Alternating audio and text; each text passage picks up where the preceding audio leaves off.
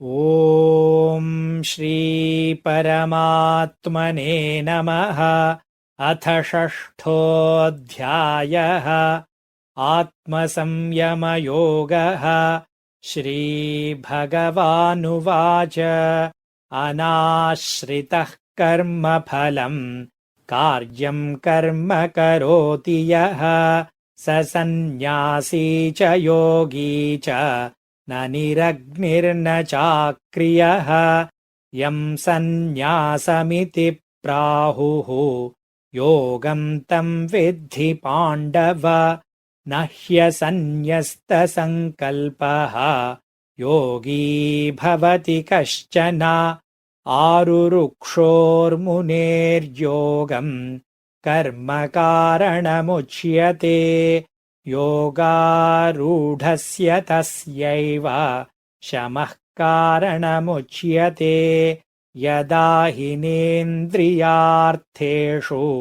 न कर्मस्वनुषज्यते सर्वसङ्कल्पसन्न्यासी योगारूढस्तदोच्यते उद्धरेदात्मनात्मानम् नात्मानमवसादयेत् आत्मैव ह्यात्मनो बन्धुः आत्मैव रिपुरात्मनः बन्धुरात्मात्मनस्तस्य येनात्मैवात्मना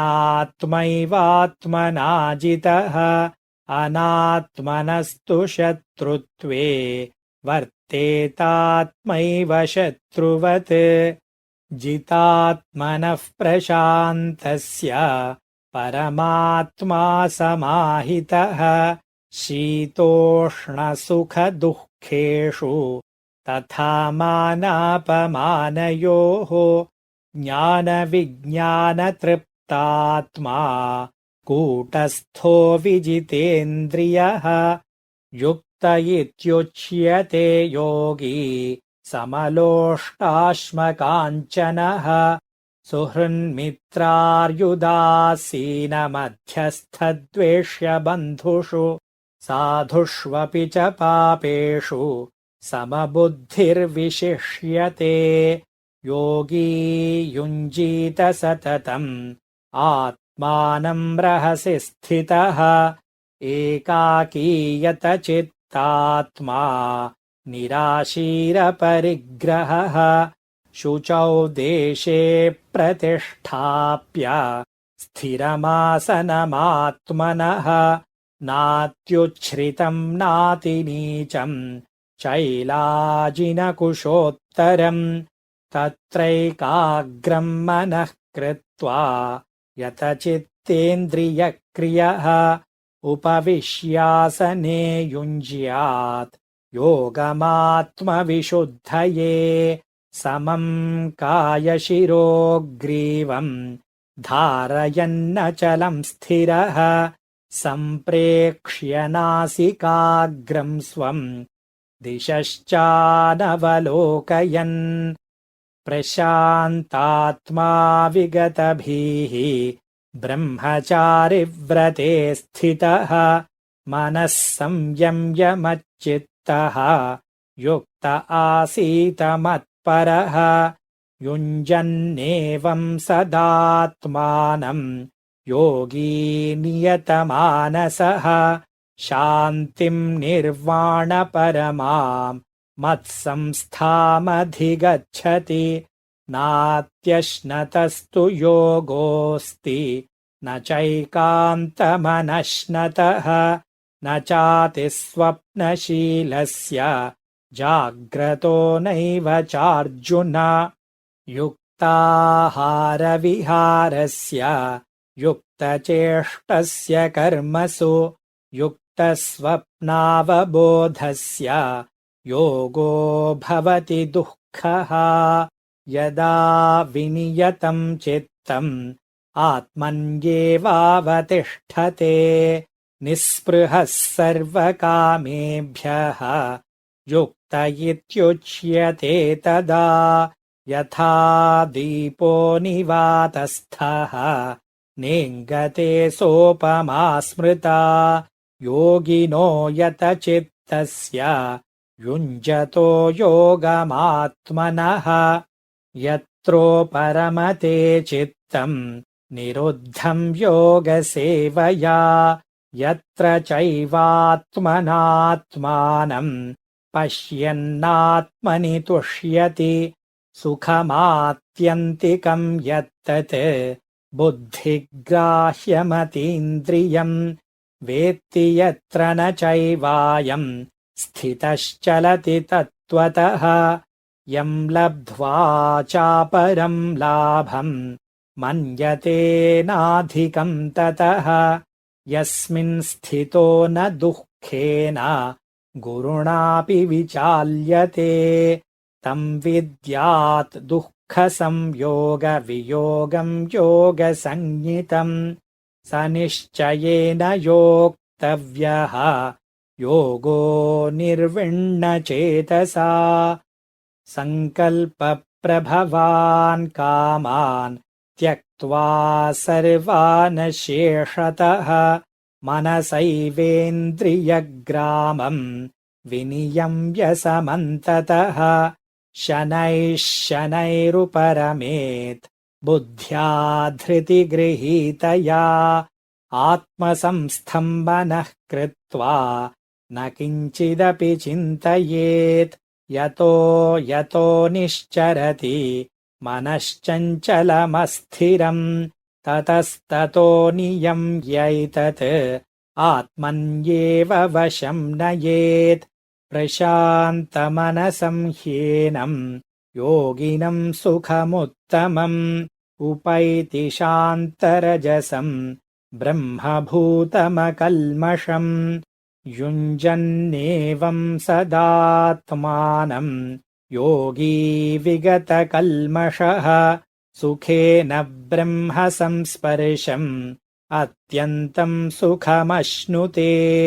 सर्वभूतस्थमात्मानं सर्वभूतानि चात्मनि ईक्षते योगयुक्तात्मा सर्वत्र समदर्शनः यो मां पश्यति सर्वत्र सर्वं च मयि पश्यति तस्याहं न प्रणश्यामि स च मे न प्रणश्यति सर्वभूतस्थितं यो मां भजत्येकत्वमास्थितः सर्वथा वर्तमानोऽपि स योगी मयि वर्तते आत्मौपम्येन सर्वत्र समं पश्यति योऽर्जुन सुखं वा यदि वा दुःखं स योगी परमो मतः अर्जुन उवाच योऽयं योगस्त्वया प्रोक्तः साम्येन मधुसूदन एतस्याहं न पश्यामि चञ्चलत्वात् स्थितिं स्थिराम् चञ्चलं हि मनः कृष्ण प्रमाथि बलवदृढम् तस्याहं निग्रहं मन्ये वायोरिव सुदुष्करम् श्रीभगवानुवाच असंशयं महाबाहो मनो दुर्निग्रहं चलम् अभ्यासेन तु कौन्तेय वैराग्येण च गृह्यते असंयतात्मना योगः दुष्प्राप इति मे मतिः वश्यात्मना तु यतता शक्यो वाप्तुमुपायतः अर्जुन उवाच अयति श्रद्धयोपेतः योगाच्चलितमानसः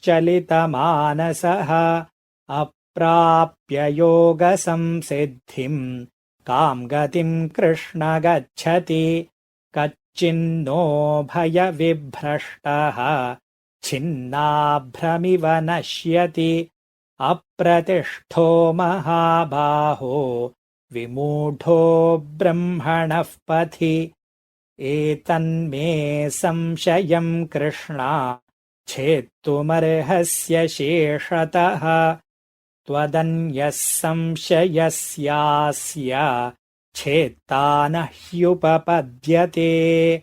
श्रीभगवानुवाच पार्थ नैवेह नामुत्र विनाशस्तस्य विद्यते न हि कल्याणकृत् कश्चित् दुर्गतिम् तात गच्छति। प्राप्य पुण्यकृताम् लोकान् उषित्वा शाश्वतीः समाः शुचीनाम् श्रीमताम् गेहे योगभ्रष्टोऽभिजायते। अथवा योगिनामेव कुले भवति धीमताम् एतद्धि दुर्लभतरम् लोके जन्म यदीदृशम्। तत्र तम् बुद्धिसंयोगम् लभते पौर्वदेहिकम् यतते च ततो भूयः संसिद्धौ कुरु नन्दन। पूर्वाभ्यासेन तेनैव ह्रियते ह्यवशोऽपि सः। जिज्ञासुरपि योगस्य शब्दब्रह्माति वर्तते।